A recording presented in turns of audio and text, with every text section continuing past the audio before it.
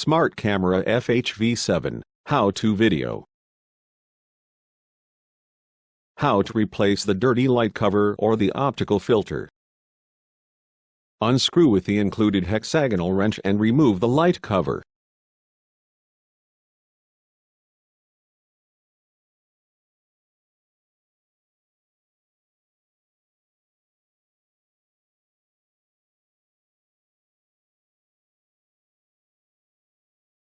Remove the light shielding sheet and large waterproof packing.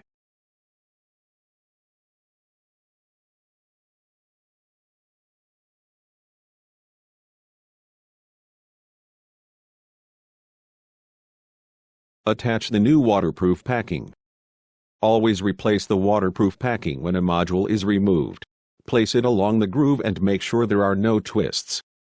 Attach the new light shielding sheet. Always replace the light shielding sheet when a module is removed. Attach the light cover. Screw with the included hexagonal wrench in order from 1 to 4.